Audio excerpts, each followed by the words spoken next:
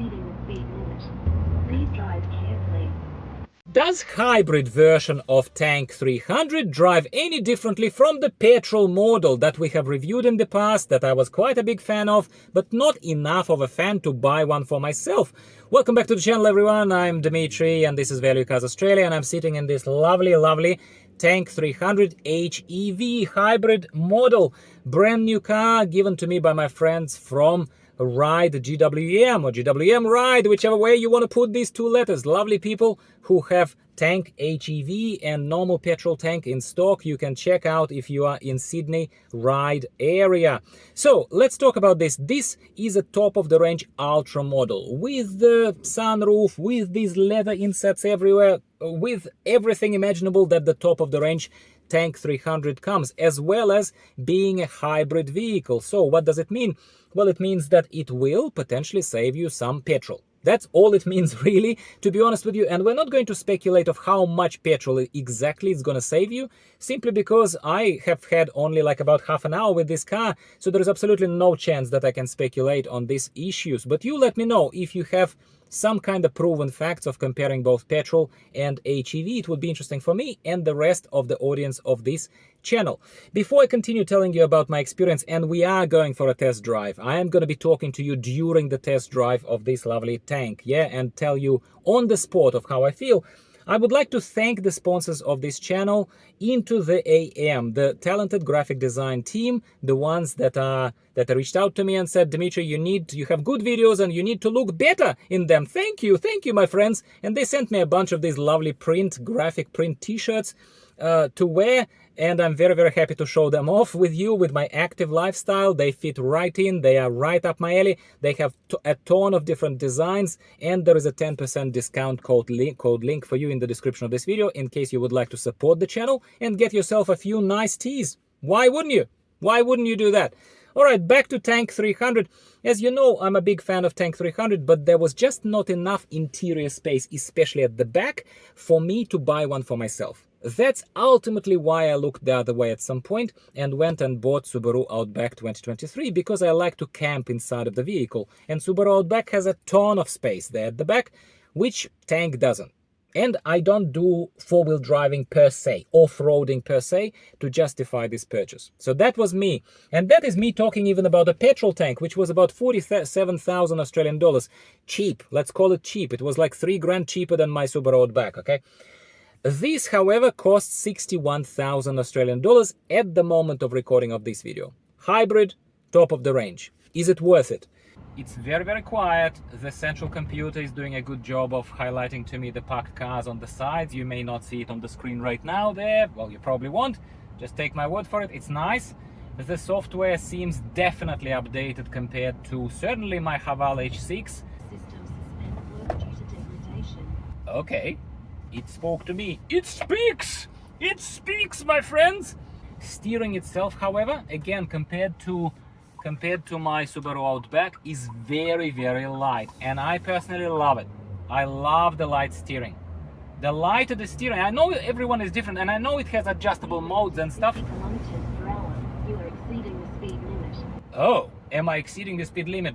Am I? Well, don't tell anyone. I won't tell if you won't tell. Please drive carefully. Shut up! I am driving carefully. It's 38 kilometers an hour. I'm driving really carefully. You need to shut up right now. That starts annoying me, man. Okay, back to the review. But we are doing it live, my friends. You're exposed to every bit of emotion, every bit of honest feedback that I'm giving you. I love the tank, and I am genuinely, as you know me, if you've watched my videos for a while, I'm a supporter of GWM. I love the competitive spirit. I love the competitive brand. But when it annoys me, you will know about it. You will know about it, and hopefully that's why you're one of my subscribers, okay? Please drive carefully. I am driving carefully. Oh my God, lady, shut up. I hope that there is a way to shut her up, and I hope that there is a way to do it permanently. But what I was saying, again, is that before we were rudely interrupted, is that it actually drives, like the power up the hill is actually sufficient and rather nice. It's rather nice. Definitely no lag, no nothing. Like, it's not a sports car. It doesn't immediately go 0 to 100 in 3 seconds. It's not. But I would say that I presume that this is dual clutch transmission here as well. Correct me if I'm wrong. I assume that it's DCT here, but I would say it's tuned better and it works better than my Subaru Outback with its CVT transmission. You know how I said that there is one thing that I didn't like about test driving Tank 300 petrol, orange one, that I did a while ago, and it was the stupid blinkers. Honestly, it was. Everything else I was like, I can live with that, but here this blinker stick works exactly the same way as in Subaru Outback, and a lot of you were saying to me, Dmitry, you will get used to it, don't pass your judgment like too harshly. But look, we all have an experience and we share it in the moment when that experience happens. So I was honest with you then, I'm honest with you now. It's fine. Now that I'm used to it in my Subaru Outback, this blinker doesn't bother me one bit. 50 kilometers per hour. You are exceeding the speed limit. Shut up! Okay, I'm exceeding speed limit by 4 kilometers an hour, apparently. Please drive carefully. But even when I don't, like, okay, let's be serious about it. That's all jokes. But let's be serious about it. Even when I'm not exceeding anything, even when I'm being like a boring grandpa driving really like right there on the, you know, on the speed limit, as you, jokes aside, should, yeah? Even when you do that, I don't think that anyone is going to be particularly okay with this electronic system constantly telling them to drive carefully. Just genuinely, hey, there is an intersection ahead, drive carefully. You tell me in the comments down below how you feel about it. I think that it's excessive, and I think that anyone, not just trigger happy Dmitry, is going to be not super happy about this thing happening. You tell me, what do you reckon? I think it's excessive. I don't think that that's a good thing. I think this thing needs to shut up. That's what I think. Driver monitor system suspend work due to degradation. Driver monitor system. I don't recall having a driver monitor system in Tank 300 petrol model, at least the earlier model, the one that I drove. It's basically like, Please drive carefully. can you hear this? It's basically like having a mother-in-law. Please drive carefully. She keeps saying it. It's like having a mother-in-law in your car, and I'm sorry if you don't understand this kind of joke, or if you think that's being a bit crude, or if you're a mother-in-law yourself, but it's like having a mother-in-law in your car constantly talking to you about driving carefully. Well, I am the damn driver. I know how to drive, mom. I know how to drive, so don't tell me that there is a school zone ahead, is my point.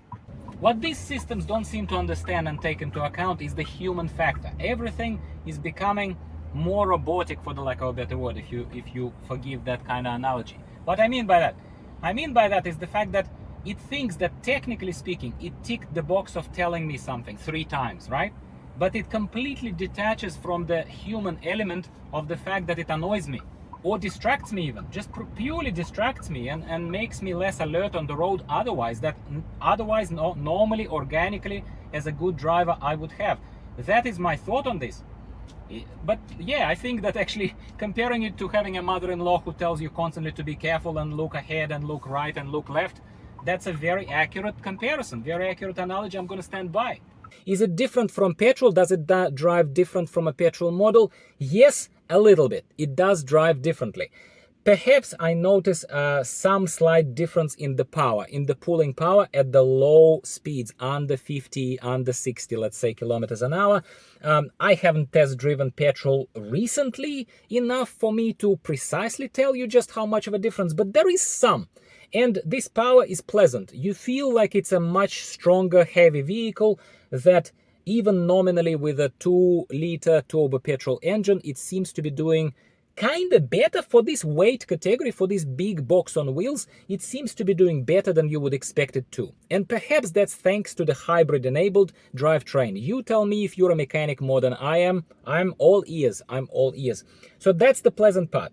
Braking system, I did not like how maybe this particular vehicle is tuned, but it's a brand new one. I can't imagine anything being wrong with it. That must be just what HEV does, how that drivetrain actually brakes. I find it a little bit sluggish. Yeah, I didn't enjoy that bit a little bit. One thing that was front and center that was really annoying for me, and that was like pushing during the test drive, if you watched the whole video you would have seen it, is the vocal Please drive carefully. assistant that was telling me that I'm exceeding speed by 2 kilometers an hour that you do every day, and it would be telling you off constantly. I can only assume that this thing can be shut off, but maybe it cannot be. If it cannot be, and before purchasing the vehicle, you should spend more time with it than I have today, and you should check, like be 100% sure, can it be turned off permanently? Even if it creates some kind of audible or vibration thing, but can that voice of that lady who constantly interrupts and constantly talks to you, can it be shut up, right? I make no excuses for this attitude. I don't want to be constantly interrupted, and I don't want to be constantly told that I exceeded the speed by 2 kilometers an hour, 4 kilometers an hour. Everyone does that safely. Yeah, everyone does that. It is just the fact of life. And if the thing constantly interrupts you and talks to you about this and you can't do anything about it, that's going to be a deal breaker for a lot of buyers. Finally, so that's probably the things that stick out. The rest of it, it's a great tank. I love it. I love how high you sit. I love how it drives, okay? Final thing that I'm going to say is Tank 500 is coming. No, it's not the same vehicle. It's a different style. It's a bit more of a Toyota Land Cruiser. And if you want to insist on the fact that it's competing with Prado, let's say it's Toyota Prado. But I think it's more TLK 300 competitor, which is what makes it even more so valuable. And I spoke about this at length in another video. So Tank 500 is coming. It's not here yet. It will start from about $66,000. This thing costs $61,000. Save $5,000 and you get a much bigger vehicle, much more luxurious vehicle, with a lot of extra things in case they matter to you, such as electric side steps and other kind of stuff, and cameras that are showing to you the suspension and other kind of things, right? If I was right now still sitting here with a bunch of cash, not having bought my Subaru Outback, and was still looking at GWM vehicle, I would have absolutely bought Tank 500 instead of this, that's for sure. Because, again, the only benefit of buying this is that you might save some petrol, but you're also overpaying upfront on how much the vehicle is, as well as you're paying for a smaller vehicle almost as much as you can pay for a 7-seater massive SUV that's coming your way in a few months in Australia, Tank 500. So think about it. That is my verdict. That's my humble subjective opinion. You tell me what you think. Am I on the right track according to you? I mean, we can agree to disagree, but just let's remain mutually respectful. I keep saying it, but I probably don't need to.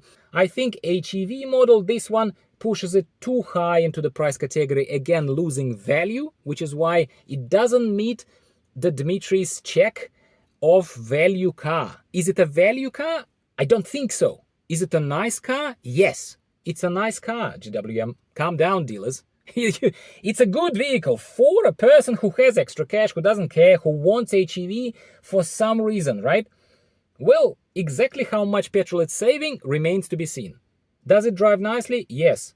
Does it have invasive electronics and all these assistants talking to you? Yes, which is bad. Bad. So time to wrap up, my friends. I hope you've enjoyed this video and my review of Tank 300 HEV. Please give the video a like if you did. And I will talk to you next time about something else. Value cars in Australia related, not just GWM, others, and maybe GWM again. Very soon. One video per week at least. See you later. Goodbye for now.